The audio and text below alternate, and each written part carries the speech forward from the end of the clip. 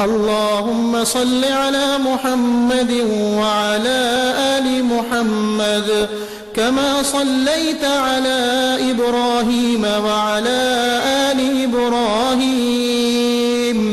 إنك حميد مجيد. اللهم بارك على محمد وعلى آل محمد كما باركت على إبراهيم وعلى آل إبراهيم إنك حميد مجيد. بسم الله الرحمن الرحيم. إذا وقعت الواقعة ليس لوقعتها كاذبة خافضة رافعة إذا رجت الأرض رجا وبست الجبال بسا فكانت هباء منبثا وكنتم أزواجا ثلاثة فأصحاب الميمنة ما أصحاب الميمنة وأصحاب المشأمة ما أصحاب المشأمة والسابقون السابقون أولئك المقربون في جنات النعيم ثلة من الأولين وقليل من الآخرين على سرر موضونة متكئين عليها متقابلين يطوف عليهم ولدان مخلدون بأكواب وأباريق وكأس من معين لا يصدعون عنها ولا ينزفون وفاكهة مما يتخيرون ولحم طير مما يشتهون وحور عين كأمثال اللؤلؤ المكنون جزاء بما كانوا يعملون لا يسمعون فيها لغوا ولا تأثيما إلا قيلا سلاما سلاما وأصحاب اليمين ما أصحاب اليمين في سدر مخضود وطلح منضود وظل ممدود وماء مسكوب وفاكهة كثيرة لا مقطوعة ولا ممنوعة وفرش مرفوعة إنا أنشأناهن إنشاء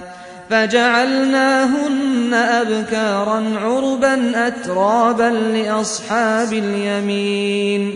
ثلة من الأولين وثلة من الآخرين وأصحاب الشمال ما أصحاب الشمال في سموم وحميم وظل من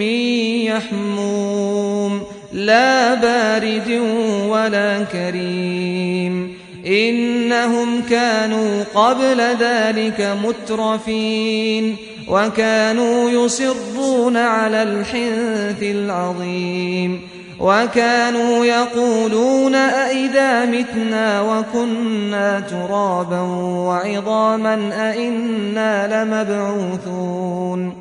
أو آباؤنا الأولون قل إن الأولين والآخرين لمجموعون إلى ميقات يوم معلوم ثم إنكم أيها الضالون المكذبون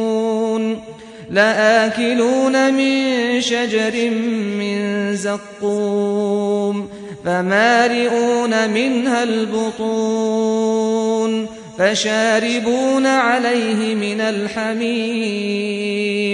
فشاربون شرب الهيم هذا نزلهم يوم الدين نحن خلقناكم فلولا تصدقون أفرأيتم ما تمنون أأنتم تخلقونه أم نحن الخالقون نحن قدرنا بينكم الموت وما نحن بمسبوقين على أن نبدل أمثالكم وننشئكم فيما لا تعلمون ولقد علمتم النشأة الأولى فلولا تذكرون